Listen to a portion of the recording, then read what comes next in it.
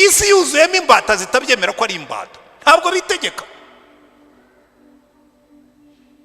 Halo, muraho mwambata mwe? Abandi ni imbata z'amashyari.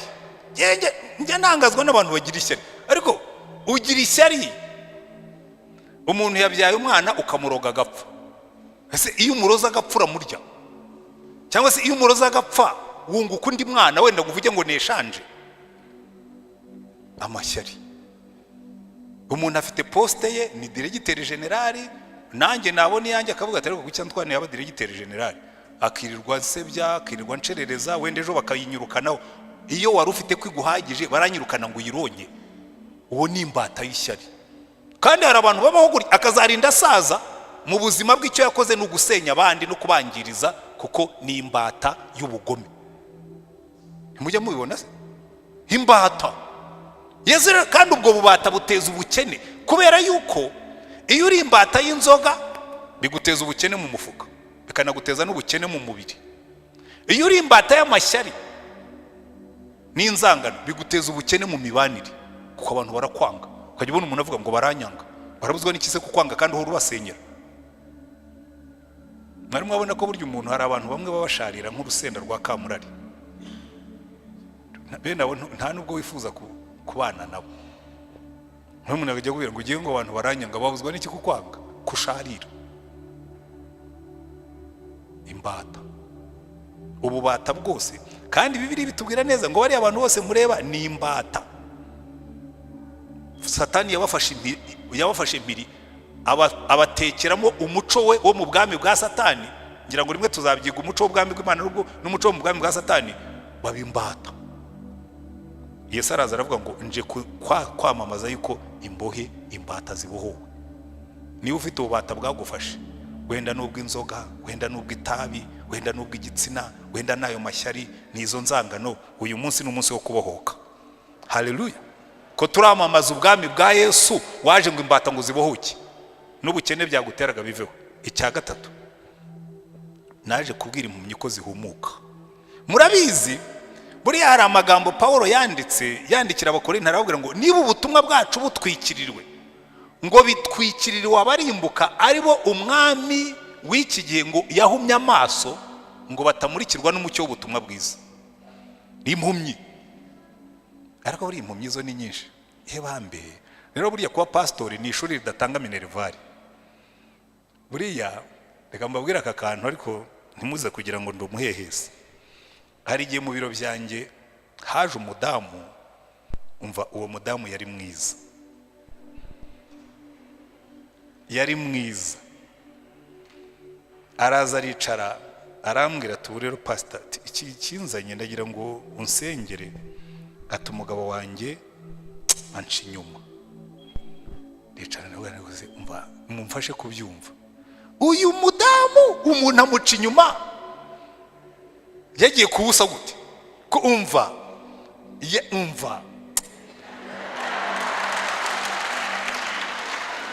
ari bijya ndimo kubigisha. Icyo ndimo kubigisha nizo mpumyi. Umuntu asize umudamu mwiza pe, ureba ukavuga ngo uyu mudamu Imana igomba kuba yaramuremye, imaze kurangiza indi mirimo ikavuga ngo ureka uyu nguyu mwiteho, n'ibyo nari nsigaranye byose mbimucireho. Umuntu ntabona ubwiza bw'uwo mugore akamuharika. Iyo ni impumyi. Dufite impumyi nyinshi. Impumyi umuntu akicara agasenya urugo rwe areba, kuko burya impumyi ikandagira n'iby'agaciro. Ukaza ukabihwatahwata, ugahwatahwata mu rugo, ugahwatahwata aho ukora. Burya igituma tuba imbohe nuko turi impumyi. Kandi igituma iyo ubuhubyi bufite bugutera ubukene. Abantu nibyo nababwiye, ibintu byose birafatanya. Dufite impumyi nyinshi. Umuntu yubaka urugo yarangiza akarusenya, ameze nka yambuni ngo imara gutera amagi kayahwatahwata. Ibyo ni ubuhumyi. Ngaho namwe ni mu bari impumyi muzi, zifite amaso, zigenda zikanuye nk'ifi. Ifi bayiroba ikanuye, bakayibaga ikanuye, bakayirya ikanuye, n'amaso yayo akazasigara ku mutwe baramaze kuyirya. Hari abantu bameze nk'iyo fi baba bakanuye gusa, akagenda akandagira ibintu, akarya n'ibimwica, akajya n'ibimwicira, agakora kwibaza niba umuntu usimpumye. Icyazanye Yesu rero yaravuze ngo nje guhumura izo mpumyi ngo zibone ko ibyo barimo ari ibibica, babone ko ibyo barimo ari ibibicira. Kandi urebe ikintu gitangaje muri Yesaya, Imana iravuga ngo bazabona ishyano, ngo abafata ikibi bakacyita cyiza, ngo n'ikiza bakacyita kibi. Uzi ko umuntu abimpumyi Satani aramufata akamucurika, yabona ugenda wemye akagira ngo ni wowe ucuramye kubera ko yaracuramye kera, ni impumyi. Hari umuntu Yesu yabajije yari impumyi, aramuhumura aramubwira turabona neza, ati ndabona abantu ariko ndabona ari ibiti. Hari abantu bagenda babona abantu bakabona bameze nk'ibiti, abandi bakabona bameze nk'imbwa. Umuntu akaza agafata umuntu w'umugabo nkanjye wibeshejeho, ufite umugore n'abana n'abuzukuru ngo atwane n'imbwa. Cyewe iyo bivuze gutyo nabona ariko ntabwo binangaje. Hari n'uwo Yesu yahumuye amaso abona abantu bameze nk'ibiti, uriya nawe agomba kuba ari impumyi. Urandeba ukabona ndi imbwa uri impumyi. Icyo gihe niyo mpamvu Yesu yavuze ngo mujye mubabarira, mubasabire umugisha, mubasabire guhumuka, ntimukabange kuko ni impumyi. Sibyo? Ikivamo rero nihuta ndangiza kuko ngira ngo nisanzuye cyane. Aravuga ngo naje no kubohora ibisenzegeri. Iri jambo igisenzegeri ritandukanye nuko mwabyumva mu Cyongereza bavuga ngo nabantu bari broken hearted, nabantu b'imitima ishenjaguritse. Kuko iyo ubana n'abantu bafite buriya butindi Yesu yaje kudukuramo, ukabana n'abantu bafite buri bimbohe bari muri buriya bucakara, ukabana n'abantu b'impumyi, ikivamo niki? Nabantu b'imitima ikomeretse. Isi yuzuye abantu b'imitima ikomeretse kubera biriya bindi byose twabonye. Hari abana bakomerekejwe n'ababyeyi, hari abagore barimo gukomeretswa n'abagabo, hari abagabo barimo gukomeretswa n'abagore mwatumaze. Ariko wanjye ntabwo arimo mutazambeshyera, nuko mbagira ngo twifatanye n'abandi, kuko Yesu yaravuze ngo tujye turirana n'abarira. Ibyo burya niyo nabwe ko byomba mu ishuri ridatanga school fees. Hari abagore bacira umuriro nk'idarago. Hari utunyamaswa twajya tubona muri za tente, ngira ngo basomye za tente kera sinyizibona cyangwa nuko nazirenze, kara akanyamaswa gacira umuriro. Hari abagore bacira umuriro. Umugabo umwe ngo baramubwiye ngo umugore wawe ni mwiza ariko ngo afite mu kanwa hirabura. Rero navukiye bakundaga abagore ngo bafite mu kanwa hirabura. Ati mubona ku manywa, ati nijoro gacana umuriro, kirabura ku manywa, ariko nijoro gacana umuriro idarago. Ugasanga umugabo yarashize. Umugabo umwe yigeze kumbwira ati umugore ashobora kukureba ugapfa. Kandi yarabimbwiye kuko nsanga nanjye ubinkoze napfa. Umugore ngo akunda kumureba, akagira gutya akamureba, ngo yarangiza akavuga ngo akarekeraho. Umva Janvier, umugore wawe bigukoze wapfa. Ukavuga akakureba, yarangiza akazunguza umutwe ati umugabo agahita apfa. Akaba igisenzegeri. So isi yuzuyemo abagore b'ibisenzegeri, yuzuyemo abagabo b'ibisenzegeri, yuzuyemo abana b'ibisenzegeri, yuzuyemo abakozi b'ibisenzegeri n'abapatro b'ibisenzegeri. Yesu akavuga ngo ibyo byose ndaje mbihindure bishya, dore byose ndabihindura bishya. Haleluya. Niyo mpamvu yaje avuga ngo mwihane mwinjire mu bwami bw'Imana hanyuma mubone amahoro. Niyo mpamvu yarangira avuga ngo ndamamaza umwaka umwami Imana igiriyemo imbabazi. Umunyabyaha wari mu bubata bwa Satani ndamukurayo. Impumyi yagendaga ikandagira ibyiza n'ibibi ndayikurayo. Imbaraga z'Imana. Haleluya. Amen. Mwuka wera turaguhamagaye, ni wowe twahawe kugira ngo ujye udufasha.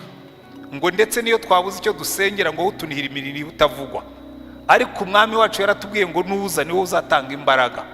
Reka presence yawe yumvikane muri iri teraniro.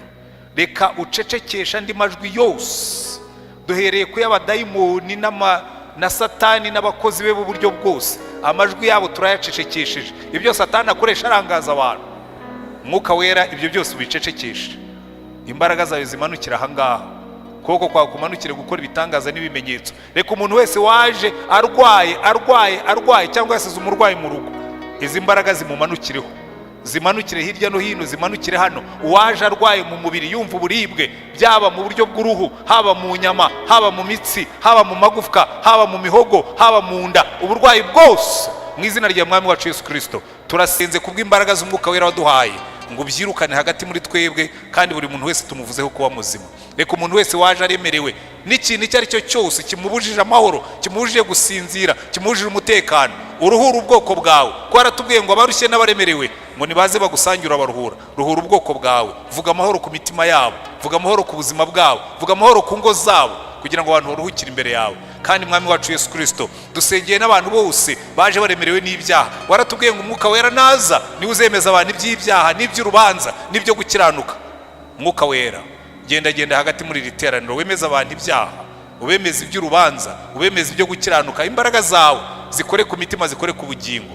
Kandi mwami mwuka wera, umwami wacu yaratubwiye ngo nuza ni wowe uzenda kubye ukabidusobanurira. Sobanurira aba bantu nanjye ndimo iri jambo tugiye kwiga, ribi ryo kubungura, ribi ryo kubagura, ribi ryo kubongerera imbaraga, ribi ryo kubongerera ubugingo. Ijambo ryawe rize rifite ubutware buturutse mu ijuru, kuko mwuka wera tuguhaye icyubahiro. Uze utegeke hano, umwami wacu ashyirwe hejuru, ubwoko bwe buhabwa umugisha.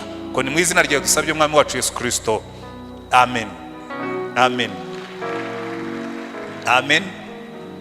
Ndagira ngo mufate Bibiliya zanyu muri Luka igice cya 4, aho badusomeye kuva ku murongo wa 16.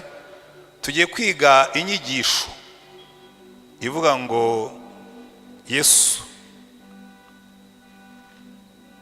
ni inyigisho y'ubwami bw'Imana. Amen.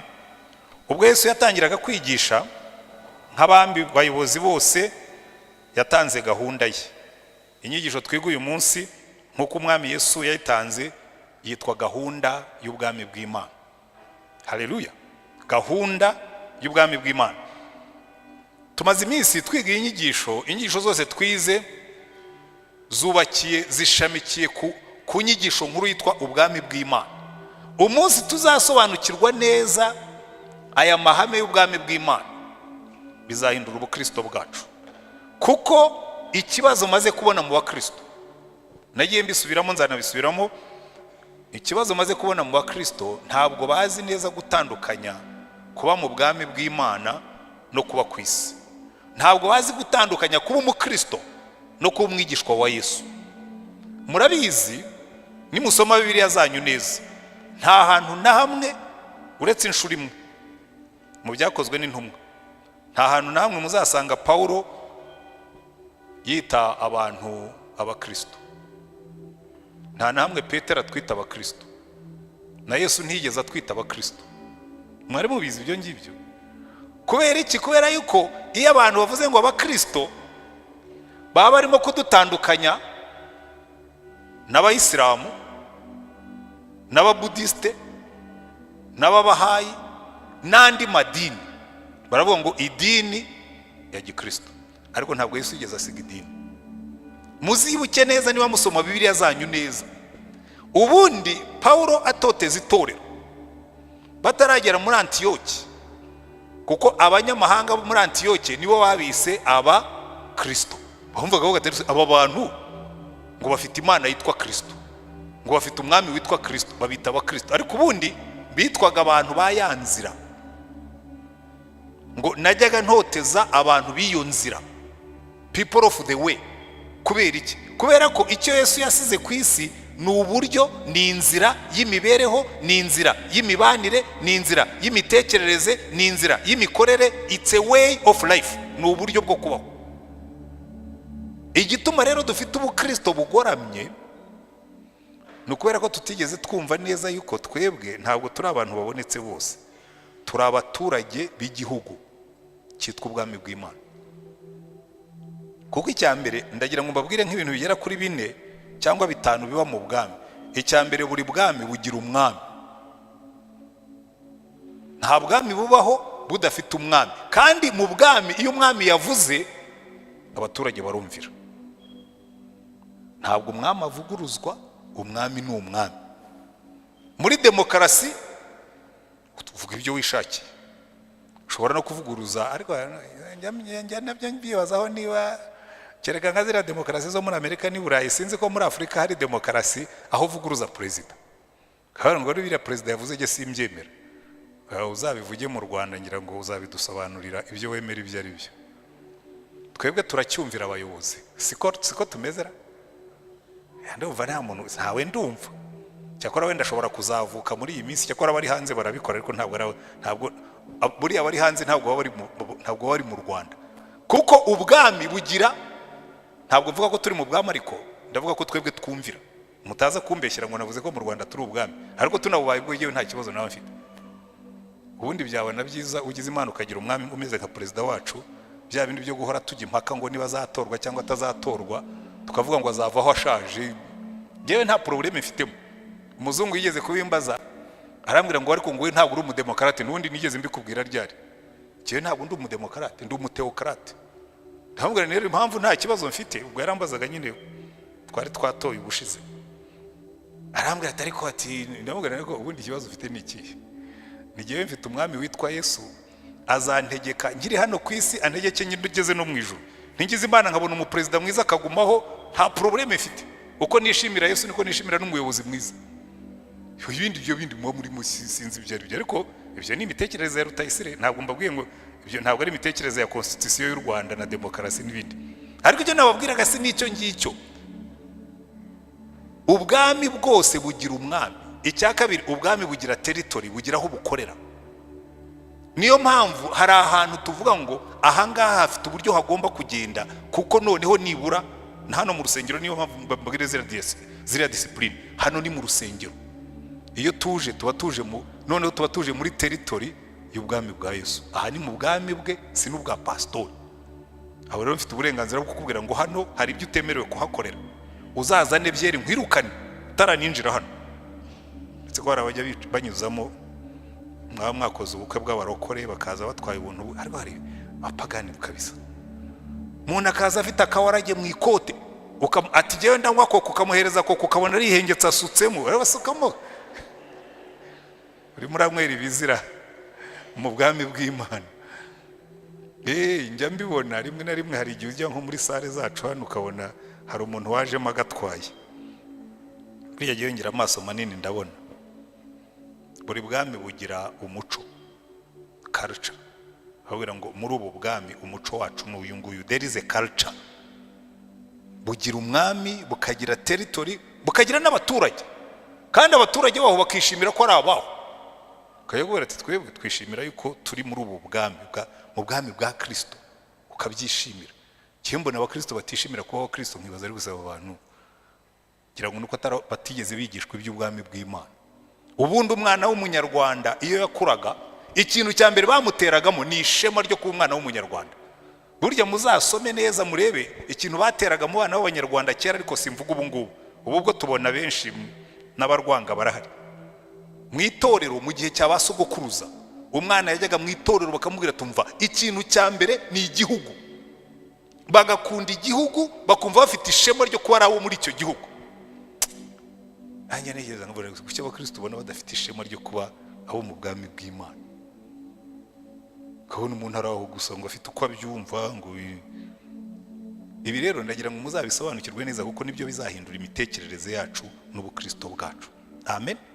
Uyu munsi rero dufite itangiriro ry'ubutumwa bw'ubwami bw'Imana, kubera ko nimureba Yohana Umubatiza atangira kwigisha, yatangiye avuga ngo mwihane kuko ubwami bwo mu ijuru buri hafi. Yesu amanutse ku musozi, ubutumwa bwa mbere yabwirije abumbuye umuntu, yaravuze ngo ni mwihane kuko ubwami bw'Imana buri hagati muri mwe. Bivuga ngo noneho bwahageze, nigiye ubuzanye. Niyo mpamvu aya magambo yigishije bwa mbere nayise gahunda y'ubwami bw'Imana, kuko iyi niyo message, iyo niyo sermon ya mbere ya Yesu yabwirije. Bamuhereza igitabo asubiye iwabo Kaperinawumu. Muribuka nimusoma neza iki gice cya 4 cyo muri Luka, aravuga ngo muhere hejuru mbere ya hahandi aho twasomye ku murongo wa 14, baratubwira ngo Yesu asubira i Galilaya afite imbaraga z'umwuka, inkuru ye yamamara mu bihugu byose bihereranye naho, yigishiriza mu masinagogi yabo, bose baramuhimbaza. Ageze iwabo Kaperinawumu, urumva yamanutse ku musozi agenda abwiriza, agera iwabo.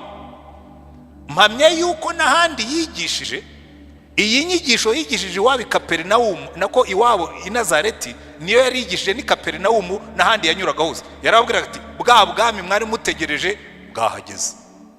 Haleluya. Ubwami mwari mutegereje bwahageze.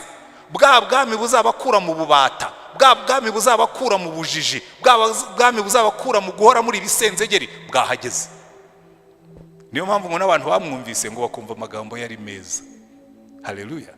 Urabizi burya iyo wihebye, iyo ufite ibikugora, iyo ufite ibikunaniza, hakaza umuntu uvuga ibyiza akavuga tumva ibi byose bibagora, ni muntu hora nzabibakuriraho.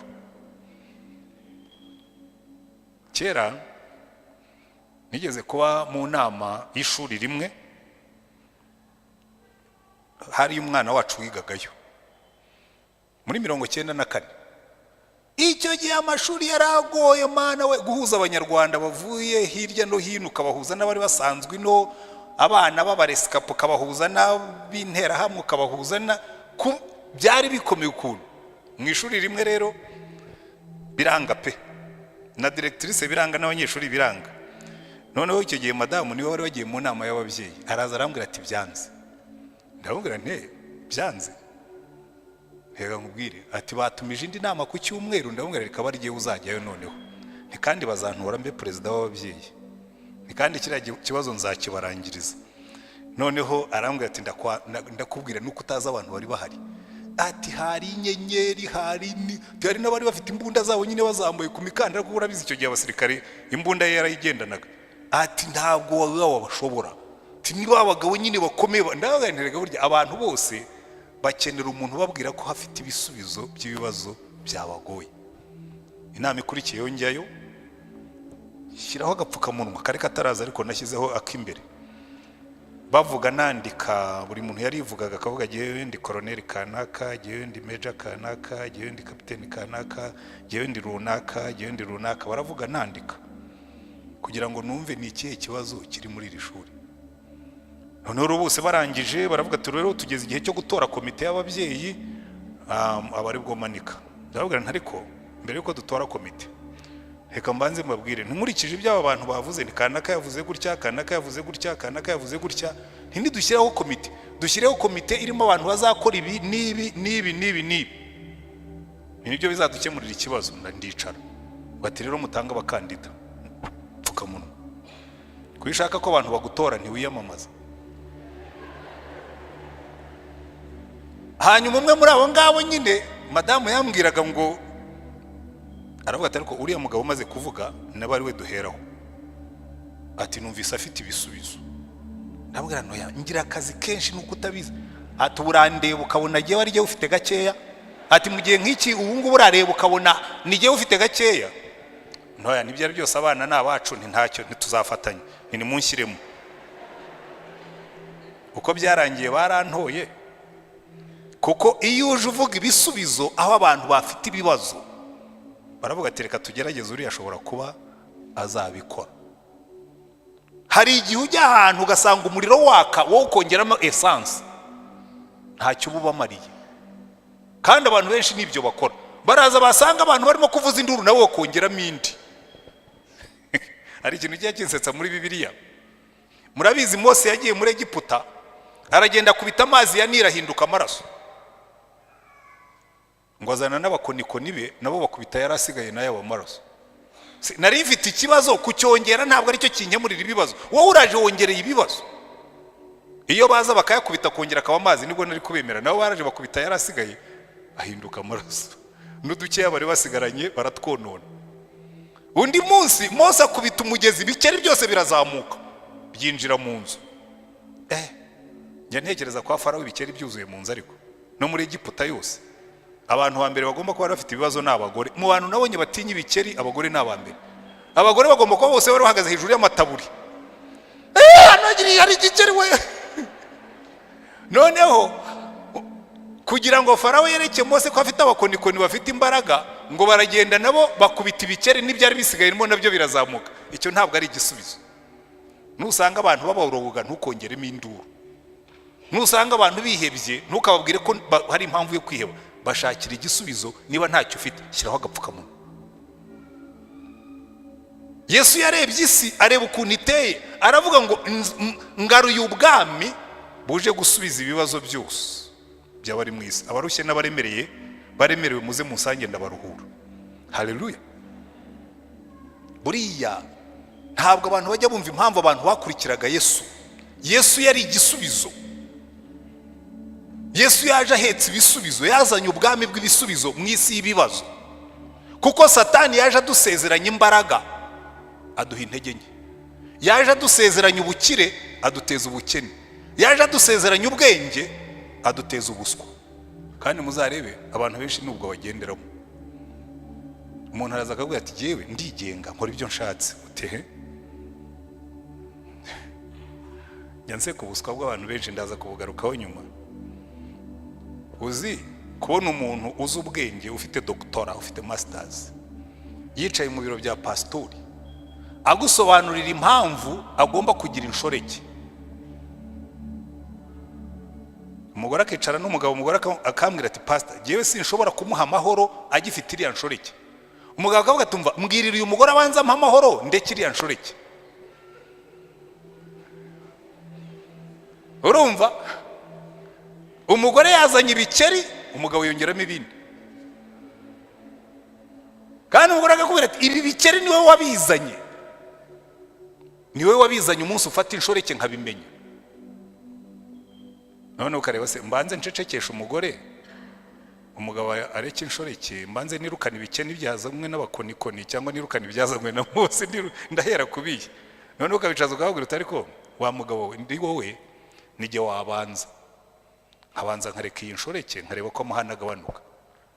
Kuko deja wowe uri mu byaha. Atoya. Ati nabanza reke amahane nanjye inshoreke nzayireka. Icyo gihe nkamusengera nkabwira ni mwigendere ibikeri byigumira iwanyu, ubwo nibyo mwahisemo, ibyo mbyita ubuswa. Kandi uyu mujyi wuzuyemo ibikeri nk'ibyo ngibyo. N'abicayemo hano bamwe bashobora kubona bifite mu rugo. Kandi buri munsi bakabyongerera imbaraga. Haro. Ubwenge bwo muri ino minsi.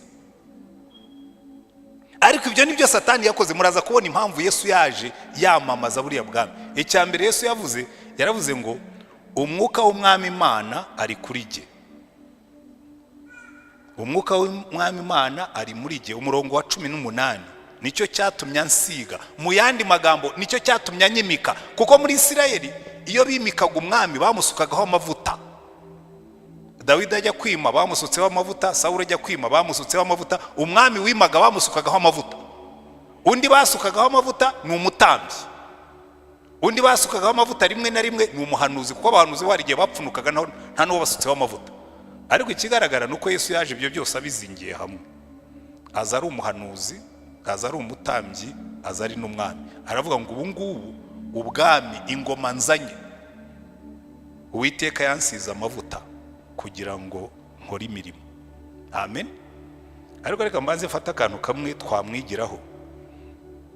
Kuko kuri ya murongo wa 16 baratubwira ngo ajya i Galilaya, iyo yarerewe ku munsi w'isabato yinjira mu isinagogi nk'uko yamenyereye. Mu Cyongereza baravuga ngo as was his custom. Abantu mushaka gukurikira uno mwami, kuko iteka ryose ubundi mu gihugu kirimo umwami abantu bakora nk'uko umwami wabo akora. Bakunda ibyo umwami wabo akunda, bagenda inyuma y'umwami wabo. Uyu mwami yari afite akamenyero ko kujya guterana ku isabato, ngo nk'uko yari amenyereye kubikora. Ajya mu isinagogi nk'uko yari amenyereye kubikora. Ushaka kuba umugaragu wa Yesu, ukaba umwigishwa we, imenyereze nawe ujye ukora nkawe, ujye uterana n'abandi. Ikindi cya kabiri tumubonaho twamwiganaho nk'umwami wacu, baratubwira ngo igihe kigeze bamuha igitabo ngo asome. Bivuga ngo bigaragara ko Yesu agomba kuba yari mu bari bazi gusoma neza. Iyo igihe cyo gusoma cyageraga baramuhaga agasoma. Uretse ko uwo munsi asa n'uwahinduye gahunda, baramuhaye ngo asome, arangije gusoma arigisha. Ariko mu Bayuda byari byemewe, iyo wagura umusomyi washoboraga kumara gusoma ukagira n'amagambo make yawongeraho. Cyane cyane ko Yesu bigaragara yuko hejuru batubwiye ngo inkuru ye yari yamamaye hirya no hino, ndetse hagomba kuba harimo n'abantu bamwe bifuzaga kumwumva. Uyu mugabo ko twumvise ngo yamamaye iyo ngiyo, tubwira akajambo natwe. Wenda n'umukuru w'isinagogi wabimubwiye, gira akajambo tubwira. Amen. Ariko arangije aravuga ati rero ntabwo rimwe na rimwe tujya twumva icyatumye abantu barakara. Hano kino gice bavuze ngo ab'i Nazareti bashaka kwica Yesu. Niki cyatumye bashaka kumwica? Nari amagambo yavuze, yaravuze ngo ubu rero ubwo mundeba ntimwibwire ngo ndi wa wundi mwene Yosefu mumenyereye. Ubu naje, umwami Imana yansize, yansutseho amavuta nk'uko yasutse kuri Dawidi aragira intama, na se wa Dawidi ntiyabyemeraga. Samweli yaramwaje ati ariko nta wundi mwana w'umuhungu ufite? Ati atarahari. Atariko rero nta byiringiro mufitemo. Ni umuhererezi, ntashobora kuba umutware w'abakuru be, kubera ko iki ni igihugu gifite umuco aho abana b'imfura aribo bahabwa ubutware. We ni umuhererezi, urenda kumbwira ko ari ugiye kuzategeka abakuru be akaba umwami wa Isirayeli? Ntaho byabaye. Ati cya kabiri, uretse no kuba ari umuhererezi, ari disqualified, aragira intama.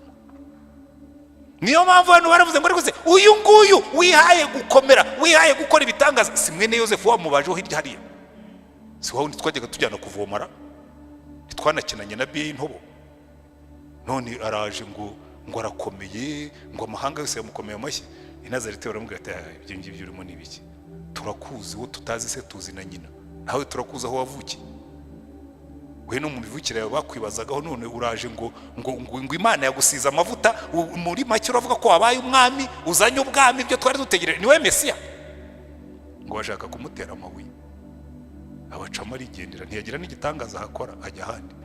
Ariko gahunda yarazanye niyo ngira ngo turebe, ko nabwiye ngo inyigisho y'uyu munsi iravuga ngo gahunda y'ubwami bw'Imana. Arababwira ati iyi ngoma nzanye, haleluya, ngiye kubasubiza ibyo Satani yabanyaze. Haleluya, ngiye kubasubiza ibyo Satani yabanyaze. Buriya muzanyumva mbivuga, bamwe bajya bagira ngo ndi umunyapolitike ngo niki, ariko ntabwo ari impamvu, ni umunezero. Jewe kuva ndi mutoya nifuzaga u Rwanda ngiramo uburenganzira, niyo nakeneramo. Ntabwo ngewe nigeze mvuga ngo leta ngo ikantunga, oya. Nifuzaga ahantu ngira uburenganzira bwo kuba icyo nshaka.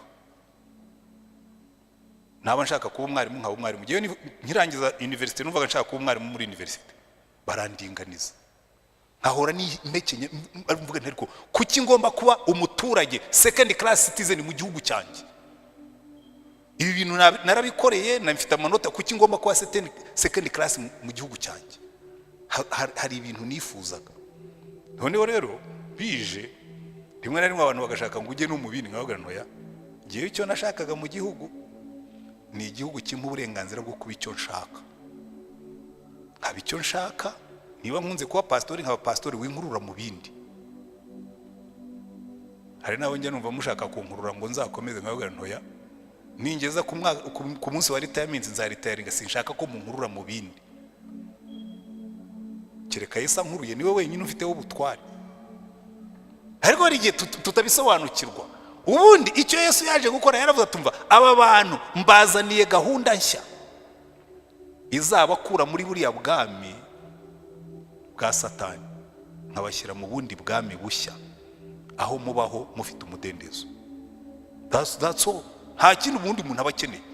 Buriya hari igihe twebwe njya numva n'abantu benshi bavuga ngo leta ngo ntiyaduhaye akazi. Nkawe ubundi iriya ni imitekerereze ya Kinyafurika.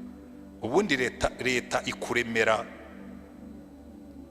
condition, kuremera system, hasigaye kwirwariza. Na Yesu buriya niyo mpamvu atajya dushyiraho agahato.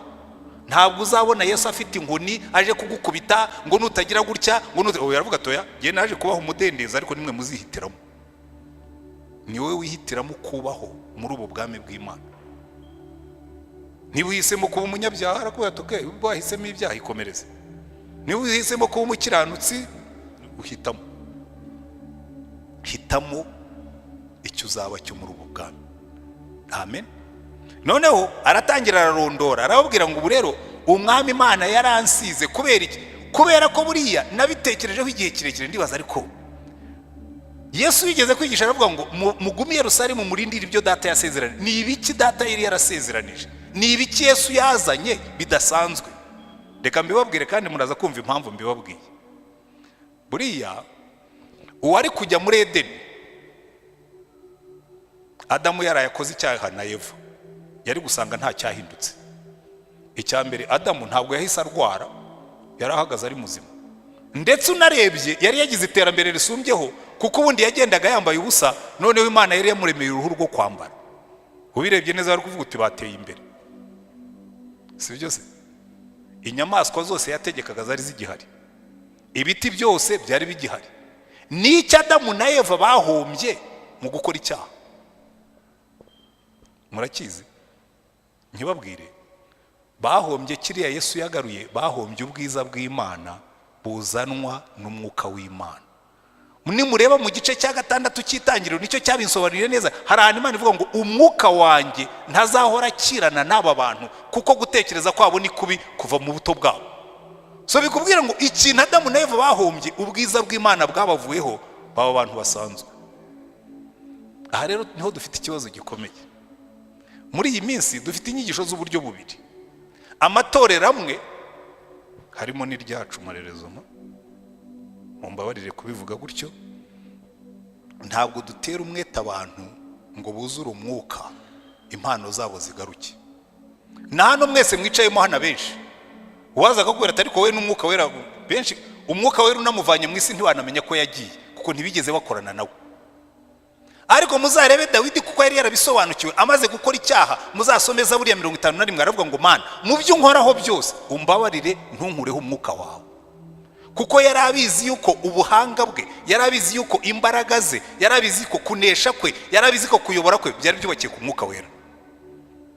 Buriya rero ikintu gituma muri kino gihe Yesu yaraje abanza kubwira abantu avuga ngo umwuka w'Umwami Imana ndimo, andi kuri jye, niwe wansize ansigira kugira ngo nkore. Natwe niba dushaka kugenda mu butware bushya bw'ubwami bw'Imana, tugomba kubanza gushimikira kuzura umwuka.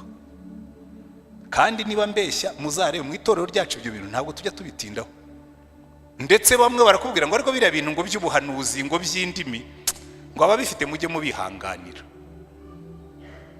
Wihanganira impano z'umwuka. Ntabwo impano z'umwuka zihanganirwa, ahubwo zirifuzwa.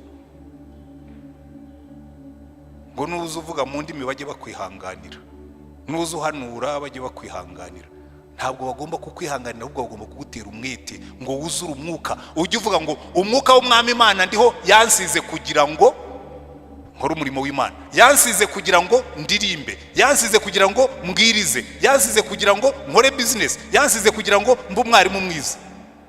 Kuko umwuka niwe udushoboza mu byo dukora byose. Buriya rero ikibazo muzabona, abantu benshi bibeshya yuko reka nihereho kugira ngo nibura ncecege. No mu gitondo nahoze nsubiza umuntu wanyandikiye ambwira atari ko umaze iminsi uvuga ngo umwaka utaha uzajya mu kiruhuko cy'izabukuru, ngo ntuzagende rwose, ngo turagukeneye. Ndamubwira ni na Yesu yaragiye. Uzi impamvu Yesu yagiye nta bwoba afite? Nuko yarazi ko agiye kohereza umwuka wera. Ba Petero ibyo yakoraga byose bakabishobora. Niba mwankundiraga, aha hicayemo impano nyinshi zabuze iki, zaburiza umuriro wo kuzifatisha ngo zizamuke abantu bazibone. Ntacyo byamara giye ngumye hano naba ngiye kwica impano z'abakiri bato. Burya umuntu mukuru iyo agiye havuka izindi impano zishobora no gusumba iyo yari afite. Yesu yabwiye abigishwa be ngo iyi mirimo nkora ningenda muzakora isumbyeho. Niyo mpamvu muri iyi minsi muzanyumva mbigisha cyane ku nyigisho z'imbaraga, kugira ngo mumenye ibanga ry'ubwami bw'Imana aho riri. Ntabwo ibanga ry'ubwami bw'Imana turitwara mu isakoshi. Ntabwo ibanga ry'ubwami bw'Imana hari umuntu umwe Imana ifata kavuga ngo rero buriya ngo Antoine ngo n'umwana wanjye ngo mushyizeho favor ngo impano z'umwuka. Ntaho biba. Icyabaye nuko maze imyaka myinshi nkaba narakuriye muri uwo muco w'ubwami bw'Imana, nkaba narakuriye mu rugendo ngendana n'umwami, nkaba narakuriye mu gukorana n'umwuka wera. Ariko n'undi wese Imana yabikora, namara imyaka nk'iyanjye, hari n'igihe azarangiza yarageze kubirenzeho. Amen. Ikintu Yesu yaje kutugarurira, niyo mpamvu yabwiye abigishwa barabwira ngo rega ninguma hano muzaba muhombye. ninguma hano muzakomeza muryoherwe nuko ndi hamwe namwe, ariko mwe ntimuzakora, ariko ningenda umwuka wera naza muzakora ibisumbyeho. Reka mbatera umwete mwese abarimo hano, buri muntu wese nafatiriya nteruro Yesu yivuzeho, aravuga ngo ubu umwuka w'umwami Imana ari kuri jye, yansigiye kugira ngo ndirimbe, yansigiye kugira ngo nsenge, yansigiye kugira ngo nkore business, umurimo w'Imana utera imbere, yansigiye kugira ngo nyobore, yansigiye. Buri muntu wese agira icyo yasigiwe. Wewe wasigiwe iki? Ikibazo dufite murakizi. Hari abantu bakora business ntibamenye ko no gukora business ari umurimo w'Imana. Uru rusengero ntabwo rwari kuzura iyo tutagira abantu bakora business, iyo tutagira abakozi bitanga. N'ubu ntitwaba tugikora iyo tutagiramo abantu b'imfura batanga icyacumi, tugahemba abakozi, tugakora indi mirimo. Buri kintu cyose ukora kubwo ubwami bw'Imana ni umurimo w'Imana. Ujye uvuga ngo Uwiteka yansigiye kugira ngo nkore ibi. Icyo uzabona uzi gukora neza niyo mpano yawe. Ikintu cyabyishe ni bya bindi mabwiye by'inyigisho twigisha abantu, ukabumvisha ko umurimo w'Imana ari bikorerwa hano imbere. N'uyu ufite kamera niwe utuma tubwira abantu abari hano n'abari hirya, uyu ni umurimo w'Imana. Buri kintu cyose ukora kubwo ubwami bw'Imana ni umurimo w'Imana. Haleluya. Aha rero niho dufite ikibazo, kuko bamwe ntitwateye abantu umwete wo kuzura umwuka. No mu matorero rero aho tubwira ngo buzura umwuka bawuzura nabi. Hari abantu ugenda ugasanga kuzura umwuka babyitiranije n'urusaku, ntabwo ndimo gupfubya indimi nanjye nzivugamo. Noneho umuntu akanezezwa nuko ashobora kuvuga ngo bla bla bla bla, akakubwira yuko ari ntabwo duhabwa umwuka kugira ngo tuvuge ngo bla bla bla. Ntabwo duhabwa umwuka kugira ngo tuvuge mu ndimi batwemere, ntabwo duhabwa umwuka kugira ngo duhanure batwemere, duhabwa umwuka kugira ngo ubwami bw'Imana bwaguke. Haleluya. Njye mbibwira bene data bambwira ngo twe dusengera mu itorero ry'umwuka ntibibahehe ngo nzazeyo. Jewe ndangiye itorero aho umwuka afungiye nakwimukirayo, kuko ubwo nawe nzi ngo ariko bigaragara iyo usohotse. Intumwa za Yesu zari zicaye mu cyumba cyo hejuru zuzuye umwuka. Umwuka yarabwiye ngo ntabwo bajya buzura umwuka ngo bagume mu cyumba, musohoke mujye hanze, nibwo abantu bazamenye ko mwuzuye umwuka. Bageze mu mihanda ya Yerusalemu babwiriza ubutumwa, mu munsi umwe 3,000 birakizwa. Muzandangira aho hantu ngeyo, ariko jye nimunyifashirize kuko murabiremera. Munyifashirize buri muntu wese ashimikire kuzura umwuka, narangiza yirekure impano ze zikore. Ndimo ndasenga Imana, ndimo ndayinginga, Imana watugiriye vuba korona ikavaho, yatwiciye byinshi, iveho n'ubupfukamunwa bugende, gahunda zigaruke mu buryo, hanyuma mbereke. Ubwo hari abantu namaze kubonera akazi, bagemima, badomi, nanjye ugiye kubasangayo. Abasaza n'abakecuru tuzicara hano dukora igicaniro, umuriro uzamanukamo muzawuhunge. Umuriro w'abasaza, twebwe twicare tubibivumbikisho, tubabwire ngo twebwe dufite igihe cyo gusenga, mwe nimujye gukora, twe turicara hano tuzajya dusenga, hasigaye murebe. Hari igihe usanga abantu barabuze icyo bikoresha kandi Imana yarababoneye akazi. Jewe ndabareba njya ngi Burayi no muri Amerika nkabona abasaza n'abakecuru baraho birirwa batembereza imbwa, nkabanisha jewe ndi pastori wa hano, aba basaza n'abakecuru nabakuramo abanyamasengesho, ziriya mbwa zikajya zitembera nimugoroba, ariko ku manywa tukamanura umuriro. Batembereza, birirwa baragiye imbwa bazitembereza, ariko nabyo ni umuco wa buri gihugu kigira umuco. Babuze icyo bikoresha, ariko mureke buri muntu wese avuge ngo umwami Imana yansigiye kugira ngo akore iki rero. Ibintu bigeze kuri 5 biri muri gahunda ya Yesu, ndabivuga mu magambo make kuko byo birafatanye. Icya mbere aravuga ngo yansigiye kugira ngo mbwirize abakene ubutumwa bwiza, menyesha imbohe ko zibohowe, menyesha impumyi ko zihumuka, mbohore n'ibisenzegeri, menyesha abantu iby'umwaka umwami agiriyemo imbabazi. Ubundi iyi disikuru aba bantu bose ni bamwe. Bariya bakene babwirwa ubutumwa bwiza, ni ziriya mbohe ziboshye. Muraza kubona ukuntu bifatanye, ni ziriya mpumyi zihumye, kuko buri muntu wese wicayemo hano ni umukene. Buri muntu wese wicayemo hano ni iki? Ni umukene. Nukize mu ikofi ku mufuka nawe ahora ari umukene. Nta muntu ndabona ukwemerera ko akize. Hari umwebwe mwabonye? Hari umusaza w'inshuti yanjye yari umuzungu twaganiraga w'umunyamerika akize pe, noneho turaganira nkumva araganya nawe naragusize ufite ubwoba yuko rwose yanitabye n'Imana ntabwo akiriho, ufite ubwoba yuko abana bawe barakuze, ufite ubwoba bw'iki? Niba muri Amerika habayeho ubu depreciation, terura bya bidolari ufite byose ubizane hano mu Rwanda, uzajya gusaza ubayeho neza, kuko amafaranga wabaho ukennye muri Amerika bayaguhaye mu Rwanda wabaho ukize. Kuko muri Amerika ufite miliyoni y'amadolari ushobora kuyirya wenda igihe sinzi uko kingana, ariko uzanye miliyoni y'amadolari ukayishyira kuri banki mu Rwanda ikaba miliyari imwe, inyungu wakuramo yatuma unicara ntuzongere no kuvunika, kuza ukagura inzu imwe yo kubamo hasigaye amafaranga akagutuma ukazasaza utavunitse. Ariko kuki abantu bakunda kuvunika? Ukabona umuntu arashaje, arwaye diabete, arwaye blood pressure, arwaye kandi akongeraho ibindi bimwongerera, kubera uravunikira iki? Kubera iki? Ni umukene nubwo afite ibintu.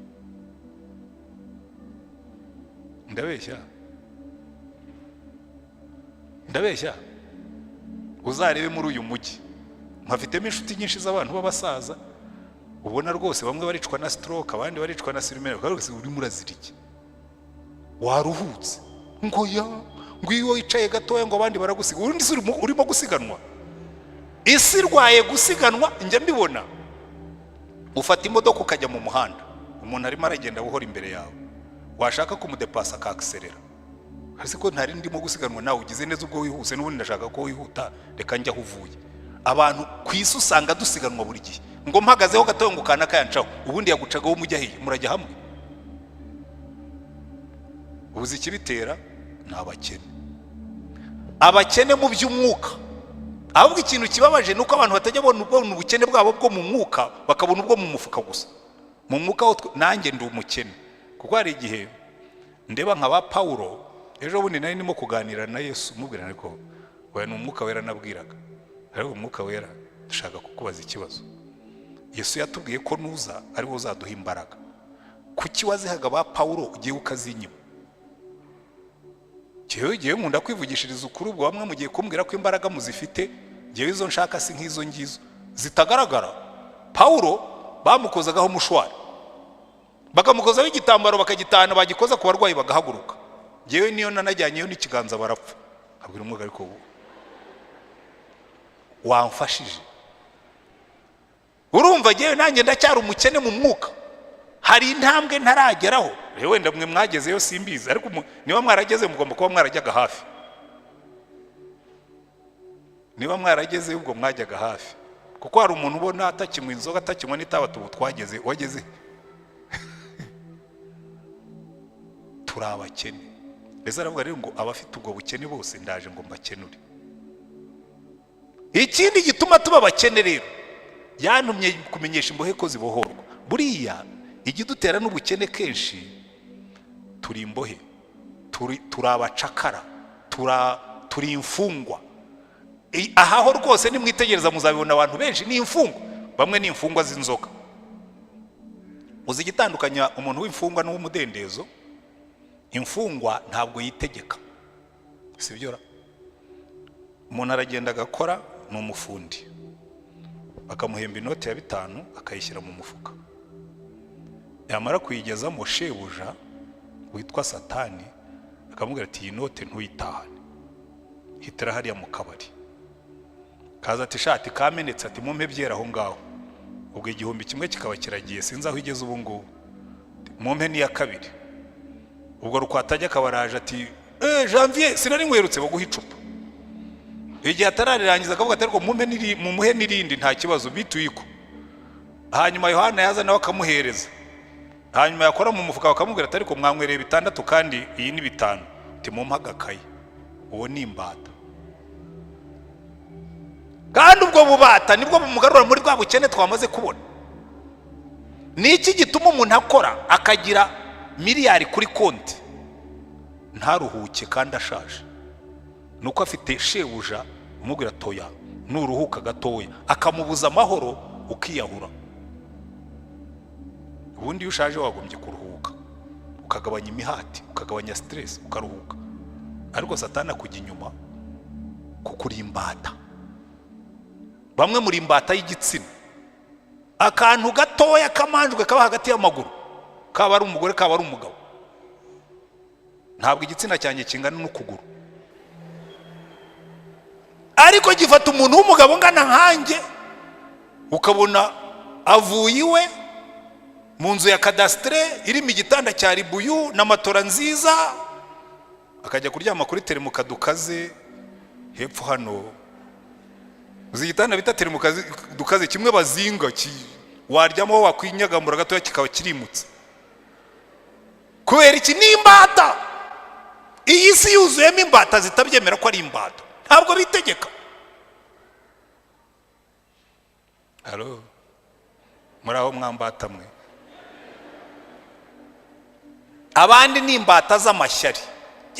Njye nangazwa n'abantu bagira ishyari, ariko ugira ishyari, umuntu yabyaye umwana ukamuroga agapfa. Ese iyo umuroza agapfa uramurya? Cyangwa se iyo umuroza agapfa wunguka undi mwana wenda nguvuge ngo neshanje? Amashyari. Umuntu afite poste ye ni diregiteri generali, nanjye nabone yanjye akavuga ati ariko gucya ntwane yaba diregiteri generali, akirirwa sebya, akirirwa ncerereza, wenda ejo bakayinyirukanaho. Iyo wari ufite kwiguhagije baranyirukana ngo uyironye. Uwo ni imbata y'ishyari. Kandi hari abantu babaho guri akazarinda saza mu buzima bw'icyo yakoze no gusenya abandi no kubangiriza, kuko ni imbata y'ubugome. Mujya mubibona se? Imbata. Yezera. Kandi ubwo bubata buteza ubukene, kubera yuko iyo uri imbata y'inzoga biguteza ubukene mu mufuka, bikanaguteza n'ubukene mu mubiri. Iyo uri imbata y'amashyari n'inzangano biguteza ubukene mu mibanire, kuko abantu barakwanga. Ukajya ubona umuntu avuga ngo baranyanga, barabuzwa n'iki se kukwanga kandi uhora ubasenyera? Mwari mwabona ko burya umuntu, hari abantu bamwe babasharira nk'urusenda rwa Kamurari, bene abo nta nubwo wifuza kubana nabo. N'umuntu akajya kubwira ngo ugiye ngo abantu baranyanga, babuzwa n'iki kukwanga? Kusharira. Imbata. Ububata bwose, kandi Bibiliya bitubwira neza ngo bari abantu bose mureba ni imbata. Satani yabafashe impiri abatekeramo umuco we wo mu bwami bwa Satani. Ngira ngo rimwe tuzabyiga umuco w'ubwami bw'Imana n'umuco wo mu bwami bwa Satani, babimbata. Yesu araza aravuga ngo nje kwamamaza yuko imbohe imbata zibohowe. Niba ufite ububata bwagufashe, wenda n'ubw'inzoga, wenda n'ubw'itabi, wenda n'ubw'igitsina, wenda n'ayo mashyari n'izo nzangano, uyu munsi ni umunsi wo kubohoka. Haleluya. Ko turamamaza ubwami bwa Yesu waje ngo imbata ngo zibohoke n'ubukene byaguteraga biveho. Icya gatatu, naje kubwira impumyi ko zihumuka. Murabizi buriya hari amagambo Paulo yandikira abakorinto, arababwira ngo niba ubutumwa bwacu butwikirirwe, ngo bitwikiririwe abarimbuka aribo umwami w'iki gihe ngo yahumye amaso, ngo batamurikirwa n'umucyo w'ubutumwa bwiza. Impumyi. Ariko buri impumyi zo ni nyinshi. Bambe rero buriya kuba pastori ni ishuri ridatanga minervari. Buriya reka mbabwira aka kantu, ariko ntimuze kugira ngo ndumuhehese. Hari igihe mu biro byanjye haje umudamu, umva uwo mudamu yari mwiza.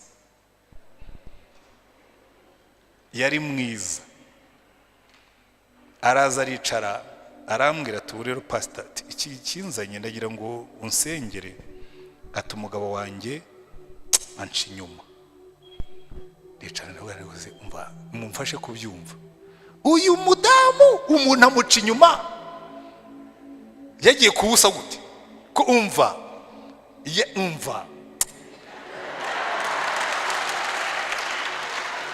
ari bijya ndimo kubigisha. Icyo ndimo kubigisha nizo mpumyi. Umuntu asize umudamu mwiza pe, ureba ukavuga ngo uyu mudamu Imana igomba kuba yaramuremye,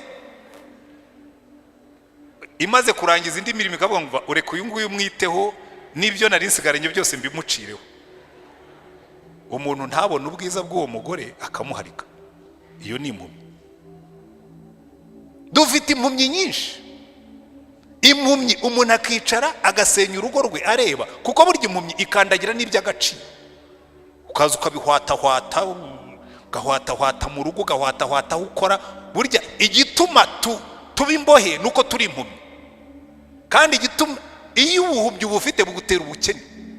Abantu be nibyo nababwiye, ni ibintu byose birafatanya. Dufite impumyi nyinshi. Umuntu yubaka urugo yarangiza akarusenya, ameze nka yambuni ngo imara gutera amagi kayahwatahwata. Ibyo ni ubuhumyi. Ngaho namwe ni mu bari impumyi muzi, zifite amaso, zigenda zikanuye nk'ifi. Ifi bayiroba ikanuye, bakayibaga ikanuye, bakayirya ikanuye, n'amaso yayo akazasigara ku mutwe baramaze kuyirya. Hari abantu bameze nk'iyo fi, baba bakanuye gusa, akagenda akandagira ibintu, akarya n'ibimwica, akajya n'ibimwicira, agakora. Kwibaza niba umuntu si impumyi. Icyazanye Yesu rero yaravuze ngo nje guhumura izo mpumyi ngo zibone yuko ibyo barimo ari ibibica, babone ko ibyo barimo ari ibibicira. Kandi urebe ikintu gitangaje muri Yesaya, Imana iravuga ngo bazabona ishyano, ngo abafata ikibi bakacyita cyiza, ngo n'ikiza bakacyita kibi. Uzi ko umuntu abimpumyi, Satani aramufata akamucurika, yabona ugenda wemye akagira ngo ni wowe ucuramye, kubera ko yaracuramye kera. Ni impumyi. Hari umuntu Yesu yabajije yari impumyi, aramuhumura aramubwira turabona neza, ati ndabona abantu ariko ndabona ari ibiti. Hari abantu bagenda babona abantu bakabona bameze nk'ibiti, abandi bakabona bameze nk'imbwa. Umuntu akaza agafata umuntu w'umugabo nkanjye wibeshejeho, ufite umugore n'abana n'abuzukuru ngo atwane n'imbwa. Cyewe iyo bivuze gutyo nabona ariko ntabwo binangaje. Hari n'uwo Yesu yahumuye amaso abona abantu bameze nk'ibiti, uriya nawe agomba kuba ari impumyi. Urandeba ukabona ndi imbwa uri impumyi. Icyo gihe niyo mpamvu Yesu yavuze ngo mujye mubabarira, mubasabire umugisha, mubasabire guhumuka, ntimukabange kuko ni impumyi. Sibyo? Ikivamo rero nihuta ndangiza kuko ngira ngo nisanzuye cyane. Aravuga ngo naje no kubohora ibisenzegeri. Iri jambo igisenzegeri ritandukanye nuko mwabyumva. Mu Cyongereza baravuga ngo ni abantu bari broken hearted, ni abantu b'imitima ishenjaguritse. Kuko iyo ubana n'abantu bafite buriya butindi Yesu yaje kudukuramo, ukabana n'abantu bafite buri bimbohe bari muri buriya bucakara, ukabana n'abantu b'impumyi, ikivamo n'iki? Ni abantu b'imitima ikomeretse. Isi yuzuye abantu b'imitima ikomeretse kubera biriya bindi byose twabonye. Hari abana bakomerekejwe n'ababyeyi, hari abagore barimo gukomeretswa n'abagabo, hari abagabo barimo gukomeretswa n'abagore mwatumaze. Ariko wanjye ntabwo arimo mutazambeshyera, nuko mbagira ngo twifatanye n'abandi. Kuko Yesu yaravuze ngo tujye turirana n'abarira. Ibyo burya niyo nabwe ko byomba mu ishuri ridatanga school fees. Hari abagore bacira umuriro nk'idarago. Hari utunyamaswa twajya tubona muri za tente, ngira ngo basomye za tente kera sinyizibona cyangwa nuko nazirenze, kara akanyamaswa gacira umuriro. Hari abagore bacira umuriro. Umugabo umwe ngo waramubwiye ngo umugore wawe ni mwiza ariko ngo afite mu kanwa hirabura. Rero navukiye bakundaga abagore ngo bafite mu kanwa hirabura. Ati mubona ku manywa, ati nijoro gacana umuriro, kirabura ku manywa, ariko nijoro gacana umuriro idarago. Ugasanga umugabo yarashize. Umugabo umwe yigeze kumbwira ati umugore ashobora kukureba ugapfa. Kandi yarabimbwiye kuko nsanga nanjye ubinkoze napfa. Umugore ngo akunda kumureba, akagira gutya akamureba, ngo yarangiza akavuga ngo akarekeraho. Umva Janvier, umugore wawe bigukoze wapfa. Ukavuga akakureba, yarangiza akazunguza umutwe ati umugabo agahita apfa. Akaba igisenzegeri. So isi yuzuyemo abagore b'ibisenzegeri, yuzuyemo abagabo b'ibisenzegeri, yuzuyemo abana b'ibisenzegeri, yuzuyemo abakozi b'ibisenzegeri n'abapatro b'ibisenzegeri. Yesu akavuga ngo ibyo byose ndaje mbihindure bishya. Dore byose ndabihindura bishya. Haleluya. Niyo mpamvu yaje avuga ngo mwihane, mwinjire mu bwami bw'Imana, hanyuma mubone amahoro. Niyo mpamvu yarangira avuga ngo ndamamaza umwaka umwami Imana igiriyemo imbabazi. Umunyabyaha wari mu bubata bwa Satani ndamukurayo. Impumyi yagendaga ikandagira ibyiza n'ibibi ndayikurayo. Imbaraga z'Imana. Haleluya. Amen. Niba wicayemo hano reka nimureke yigire mu mwuka, twe twikomereza ibyacu. So niba wicayemo hano uyu munsi wumvise umwuka w'Imana arimo kuvugana nawe, ukavuga ngo uyu niwo munsi wanjye wo gusanga Yesu tukabohoka, uzamura ikiganza aho uri, dusenga Imana, ubwira Imana ngo Mana vugurura ubuzima bwanjye. Amen. Uzamura ikiganza aho uri, dusenga Imana, hanyuma uyu munsi ubwami bw'Imana buze. Turagushimye Mwami Mana yacu, reka imbaraga zawe zimanukira aha hantu, abari mu bubata bwa Satani, abagendera mu buhumyi yateje, abagenda Mwami Mana batewe ubukene n'imirimo mibi ya kamere, abagenda ari imfungwa za Satani, uyu munsi ubabohore, ubakure muri gereza zabo. Imbaraga zawe zikorera aha hantu, imbaraga zawe zikorera mu bwoko bwawe, imbaraga zawe zibohore, kandi ukuboko kwawe gukora ibitangaza. Reka imbaraga z'umwuka wawe wera zigendagende hagati muri twebwe, kuko aratubwiye ngo umwuka wera naza niwe uzatwinjiza mu bwami bw'Imana, ngo kuko ngo niwe uzadusobanurira byose. Reka izo mbaraga z'umwuka zimanukire muri iri teraniro, ubwiza bwawe Mwami Yesu bugaruke mu buzima bwacu, uhembure ubwoko bwawe, utange umugisha kandi utunezeze, mu izina rya Mwami wacu Yesu Kristo. Amen. Amen.